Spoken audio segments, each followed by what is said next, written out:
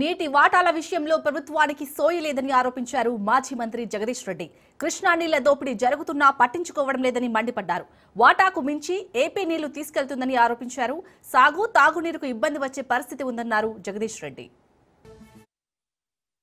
నల్గొండ ఖమ్మం జిల్లాలతో పాటు వరంగల్ జిల్లాలో భాగమైన మహబూబాద్ జిల్లా కూడా మంచినీళ్ళ కొరకు ఆధారపడి ఉందో ఆ మంచినీళ్ళకు కూడా ప్రమాదం వచ్చే పరిస్థితి వచ్చింది.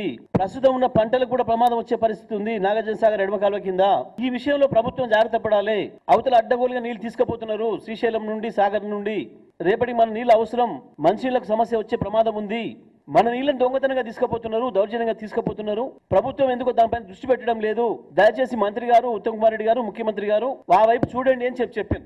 వాస్తవానికి కేఆర్ఎంబి తెచ్చిందైనా రాష్ట్ర పునర్విభజన సందర్భంలో ఈ రాష్ట్రానికి అన్యాయం చేసేందునే కాంగ్రెస్ మనొక వైపు అన్యాయాన్ని కొనసాగిస్తుంది, బీజేపీ ఒక వైపు మాట్లాడదాం. కానీ ఇవాళ ఆ రోజు కేంద్రం చెప్పిన దాని ప్రకారం తాత్కాలికంగా 500 టీఎంసీలు ఆంధ్రప్రదేశ్ వాడుకోండి, 300 తెలంగాణ వాడుకోండి అని ఏదైతే చెప్పిందో దాని ప్రకారం అయినా సరే మనం నీళ్ళని తీసుకున్నాం. ఈ సంవత్సరం అక్కడ 1010 టీఎంసీల నీళ్లు వచ్చినాయి.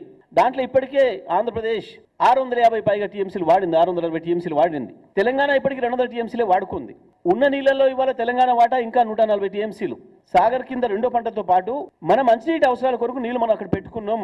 ఆంధ్రప్రదేశ్ వాటా పూర్తిగా వాళ్ళు వాడుకున్నారు. దీనిపైన మీరు స్పందించండి అని చెప్పాను. అన్యాయం ఎవరు చేసిరు తెలంగాణకు అనే విషయం జోలికి పోవాల్సుకుంటే మొట్టమొదటగా కాంగ్రెస్ పార్టీ, రెండవది బీజేపీ పార్టీ.